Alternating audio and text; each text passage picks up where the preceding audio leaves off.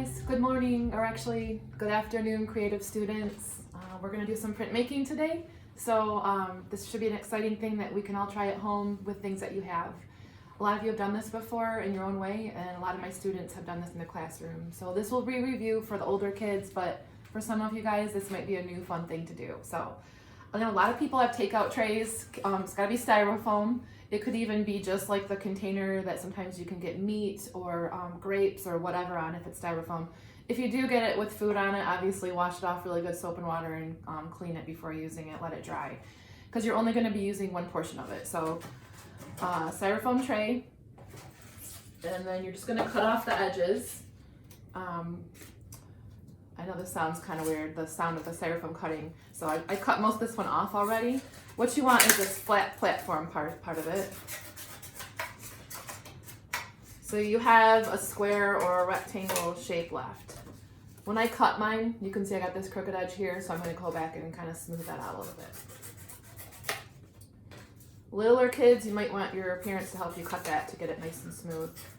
I have noticed on the ones that are trays that kind of just slowly dip up, if you're not careful and you keep that little raised up edge, it won't work for what we're doing. So make sure you get a nice flush surface for when you're working.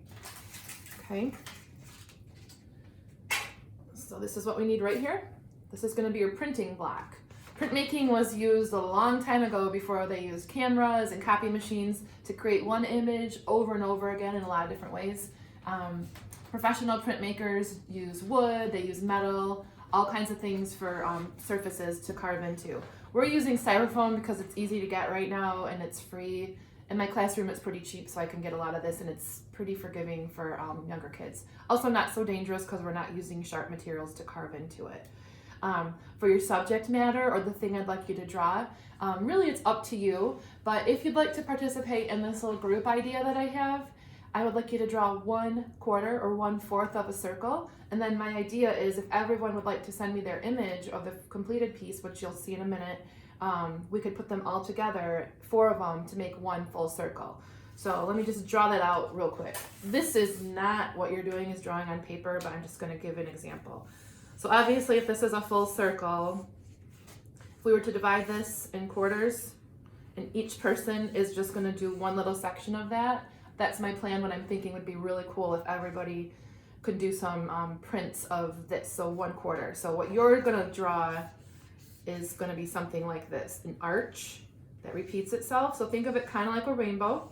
The edges of the lines are gonna touch 2 sides, so here and here, and curve out. In between this space, you're gonna have an opportunity to do lots of line work, decorating. You can do verticals, zigzags, dots, lots of things. So that's what I'm recommending. You can do whatever you want for it. In the past, my students, we've done hearts, usually at Valentine's Day. I can't even think. I'm sure you guys are going to be like, don't remember we did that. Oh, we've done insects before.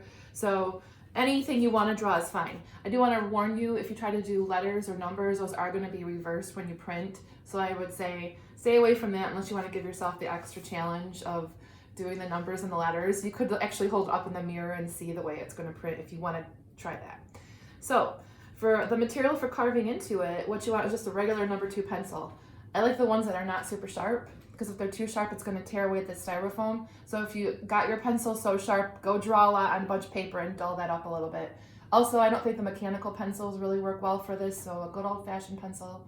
If you can't find a regular pencil, a colored pencil is fine, because you're not actually drawing to see the like the pigment or the value on it. You're carving into styrofoam.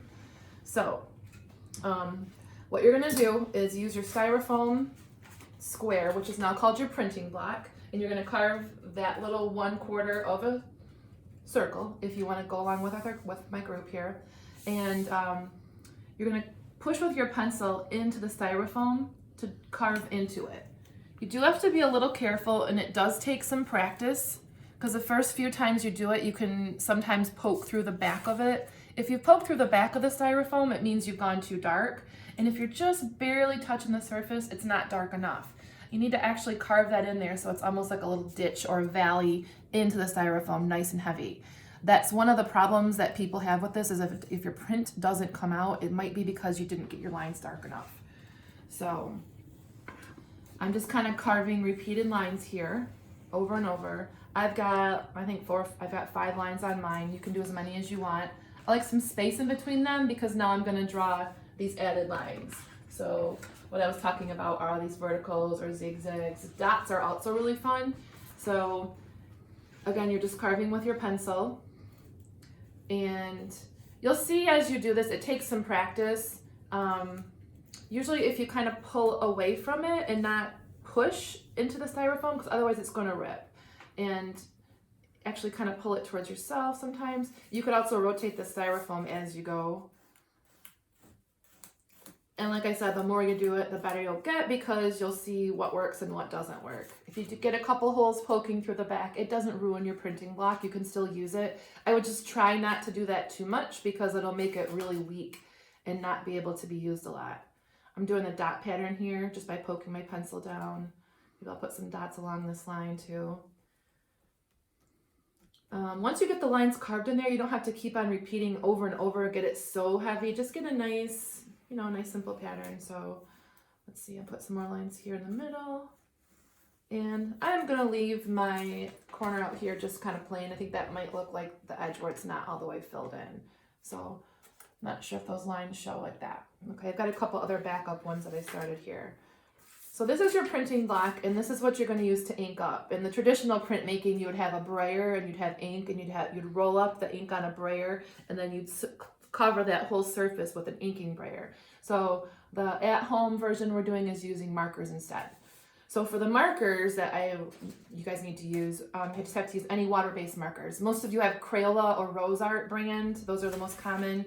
Sharpies won't work for this. Any marker that's called permanent or oil-based won't work. So just make sure it's a water-based marker. Crayolas are always water-based, and Rose Art are water-based. So there's nothing fancy here for the coloring step. You just make sure your marker is a nice juicy marker. I've noticed at school sometimes when our markers are wearing out, it's hard to tell on the styrofoam that the color isn't showing. So you could test it on a piece of paper first and make sure that that marker is really working well. These are brand new, so I know they're working really well. So I'm just gonna start coloring. And I personally want to color a little bit of every time there's a line shift of kind of adding a new color. So what's happening is the color is only going to sit on top of the styrofoam where it's not carved in. Where it's carved, that's going to be like the negative space, and hopefully it'll stay white when we do our print. That's the whole idea. Kind of like a stamp, like a reverse stamp image that we've all done before. One thing to be careful of as you're using the markers is just use your fingers on the edges out here, because it's easy to get a lot of this ink on your hands, because unlike paper, the ink is just sitting on the surface of the styrofoam.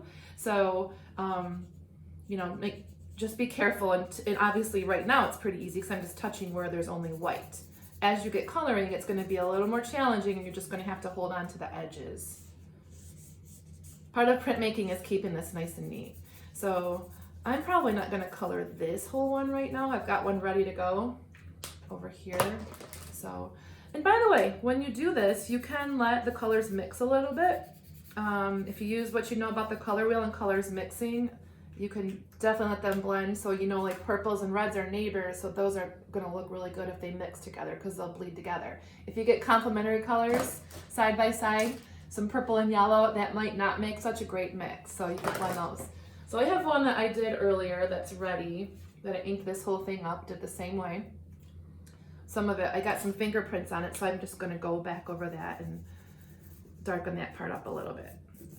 You can see here I did the purple blending into blue, blending into like a lighter blue. And on this one, it's a little harder to hold on to because I got the whole thing filled in with marker. Just try to keep your fingers off of that so you don't get fingerprints on your final print. So I think that's pretty good. We'll see how it turns out. One thing about printmaking is you never know what's going to happen. It's kind of like trial and error. A lot of my students get frustrated when they do printmaking because they might not get a good print till you do 2 or 3 practices. It's just like anything. It has a lot of trial and error. So I have my new piece of paper ready. When we're at school, I make sure everybody has their name on the back first. Since you're home by yourself with your siblings, I don't think you're going to forget which one is yours. So that's the back, and now we're ready to go. I have in this bowl just a little sponge with some water. You could use a piece of paper towel too if you'd like. Doesn't matter. And I'm just gonna wring this sponge out so it's not really, really wet. Get a lot of moisture out of it. So just a little bit damp. See how it's not dripping anymore? And then I'm gonna wet my paper down. I like to move my sponge around so it's not making like a perfect rectangle and get the whole surface so it's pretty wet. Different papers make a difference too. If you have some thicker paper at home, I would recommend that. Just copy machine paper will work. It gets a little more, it absorbs the water a lot more and it gets a little more wavy quickly. So I don't know if you have some, even the back of scrapbook paper, so it's a little more thick, it'll hold the water better. So I think that's probably pretty good. And I'm gonna take my printing block, flip it upside down. It's important that you do not move it once you've got it in place. So I'm just kind of walking my fingers around this. And just like I say at school, it doesn't help to pound it or sit on it or put your foot on it. Just walking your fingers around evenly. And by the way, the back of a lot of this styrofoam has like a little indentation in it from the recycling information or the product name. So make sure you use that side for the back of your printing block, not the front. So I'm just doing this, and like at school, we always give it a little abracadabra to see what's gonna happen. And then when I'm ready, I can peel this up and see if I got a good print. So it's not bad. I think that's a pretty good print. I can see spots that it didn't turn out really great right here. I think that probably wiped off from a fingerprint, and right over here, I could have done it a little bit better. In this middle part here, I had carved in some little swirls. They didn't show up. It might have been I didn't carve them well enough. So I could take a chance right now to look at this and go, what parts do I want to go back over and fix? So I have options. I could use this same printing block again, and I could ink it up in these exact same colors, and then I don't have to wipe it off at all. So that would be adding my purple, my blue, my light blue, and keep the colors exactly the same. That saves you a little bit of time. If you're like, yeah, I want to try a whole new color scheme, then what you need to do is get a clean paper towel, dip it in your water, clean this whole thing off, and then you can go for it again. So you can load it up with a whole new color scheme.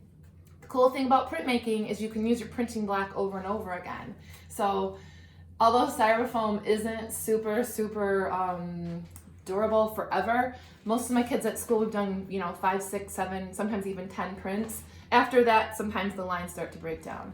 With professional printers, when they use metal and wood, they can do hundreds and sometimes even thousands of prints. So I would do this one again, and let's just say, for instance, that I end up getting 6 prints out of this printing block. When I'm done printing with this, then I had to destroy my printing block so nobody can use it, and that's how an artist would then sign and number their prints. So if I said, okay, this was my first print out of 6, I would number it like a fraction, 1 out of 6, and then sign my initials or your name, however you sign it. So I have the first out of 6 for my print. My second print would obviously be 2 out of 6, third 3 out of 6, and the final print is the 6th out of 6, so 6 over 6 like a fraction. And then, like I said, the printing block is then destroyed so nobody can copy it and do another print with it. So you guys don't have to follow those rules. You can print as much as you want. Since you're at home, if you want to clean this off, you could do little mini ones, cut these up in small pieces. If you wanted to at your house, I have all these other extra ones since I've started. You could do as a family, do a whole bunch of prints together, and then your circles would all come together like this, like I suggested, making 4 out of 4 to make that all one giant print. One thing that is a signature style of most printmaking is to keep this nice white edge border around there. So try not to trim it off right up to the edge. That's kind of make one of the nice professional things to do about it. And then if you're going to frame it wide like that as well, because that edge is what kind of makes it like it's a print and not just a painting. I think that's about it. So I'm looking forward to see what you guys come up with, and make sure, don't hurry when you're drawing your print because good art takes time, and make sure when you finish these, please send me a good, nice, clean photo of it so I can put those all together. And if you don't know my email address, or if you don't have my phone number, you can please send it to my school email, noet@sgate.k12.mi.us, and then I can link all these photos together. I think that would be a really cool thing to do, is see how all of us individually come together as one. So thanks for watching, and I can't wait to see your work. Bye.